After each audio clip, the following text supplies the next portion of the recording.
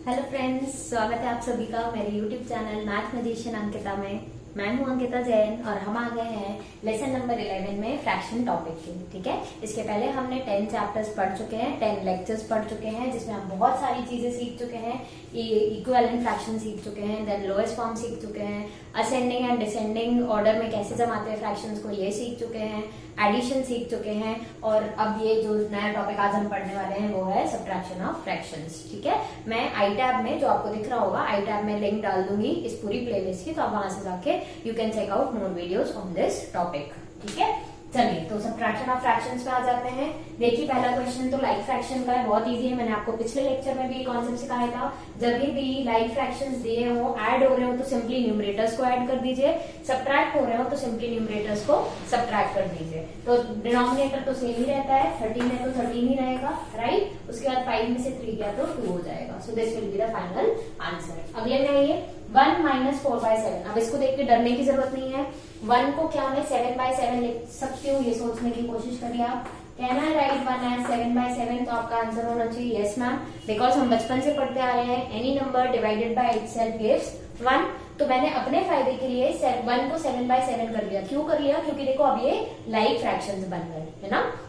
जैसे ये like fraction बने तो हमारा अगेन सेम कॉन्सेप्ट आ जाएगा। डिनोमिनेटर को एज इट इज लिख दीजिए और न्यूमरेटर से न्यूमरेटर को माइनस कर दीजिए। तो 7 में से 4 गए, कितने हो गए? 3। ठीक है, तो ये दोनों क्वेश्चन क्लियर हो जाने चाहिए आपको अभी तक। अब देखिए अगला फ्रैक्शन में क्या हो रहा है, दो सब फ्रैक्शन से मिक्स फ्रैक्शंस, उनको सब्ट्रैक्ट करना है, but they are in mixed form. तो हम डायरेक्टली तो सब्ट्रैक्ट नहीं कर सकते, तो सबसे पहले हम क्या करेंगे, we will convert them to improper fractions and then we will operate them LCM निकालने के बाद। चलिए तो हम सॉल्व करते हैं। 8 4 32, 34 प्लस 3 कितना होता है 35/8 माइनस 14 1 14, 14 प्लस 9 होता है 23/14। ठीक है, ये हो गया हमारा क्वेश्चन। अब देखिए क्या ये अभी लाइक बना, तो आपका आंसर होना चाहिए नहीं मैम, ये तो अभी भी अनलाइक है। और अनलाइक में क्या करते हैं, एलसीएम निकालेंगे। तो चलिए यहाँ पे मैंने रफ कॉलम बना रखा है, 8 और 14 का एलसीएम निकाल लीजिए। देखिए कितना आ रहा है, 2 4 जार 2 7 जार, देन 2 2 जार एंड 2 7 जार एंड 2 1 जार 7 जार एंड लास्ट स्टेप 7। इसमें हमें आंसर मिल गया। ठीक है, और यहाँ आ जाएगा 1 एंड 1। ठीक है, एलसीएम कैसे निकालते हैं, ये कौन सा मेथड है, ये सब चीज की भी मैंने एक स्पेसिफिक प्लेलिस्ट बना के रखी है जिसका नाम है factors and multiples.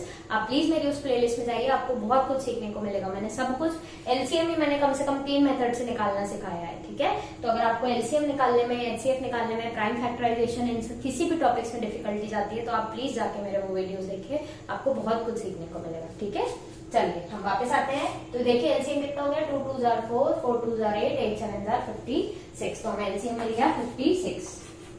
LCM of 8 and 14 is equal to 56। ये हमें मिल गया एलसीएम। अब देखिए हम क्या करेंगे, 35/8, 8 में मैं क्या मल्टीप्लाई करूं कि डिनोमिनेटर 56 बन जाए, तो आपका आंसर आना चाहिए 7।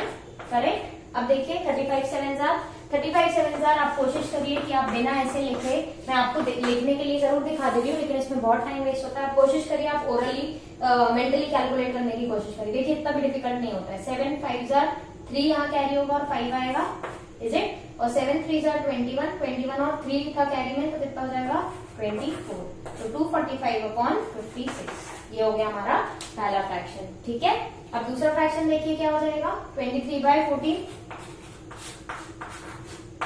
14 में मैं क्या, इसको मैं थोड़ा अच्छे से लिख देती हूँ, दूर ये बहुत पास हो गया है लेकिन मेरा डस्टर, एक मिनट।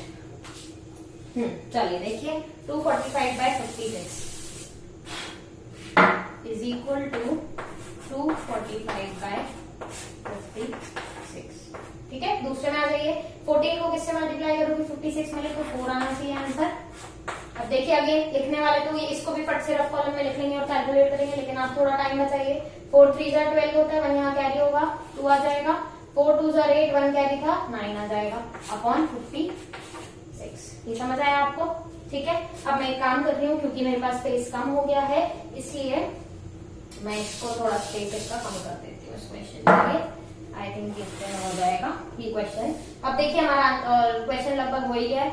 ये हमें देखिए 2 लाइक फ्रैक्शंस मिल गए। करेक्ट, लाइक फ्रैक्शन मिलने के बाद तो बहुत सिंपल हो जाता है, सीधे सब्ट्रैक्ट करना होता है। तो इसके बाद मैं यहाँ कर रही हूँ अगला स्टेप, ये हो जाएगा 245/56 माइनस 92/3।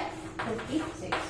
ठीक है, देखिए 5 में से 2/3 24। अब देखिए दो ऑप्शन है, आप या सीधे 24 में से 9 निकाल सकते हैं, या फिर इसको 14 में से 9 निकालिए, फिर ये 1 तो बनेगा ही। तो इससे सिंपल क्या है, 24 में से सीधा 9 निकाल लीजिए, करेक्ट। तो कितना आ जाएगा 15, तो 153/56।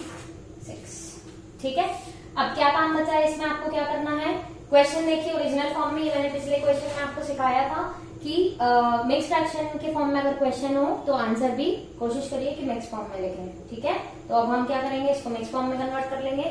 ये होमवर्क दे रही हूँ मैं आपके लिए, ये आपको करके बताना है। 153/56 आप लोग को सबको आता होगा कि इम्प्रॉपर से मिक्स में कैसे कन्वर्ट करते हैं, वो कन्वर्ट करके आपको मुझे फाइनल आंसर कमेंट बॉक्स में बताना है।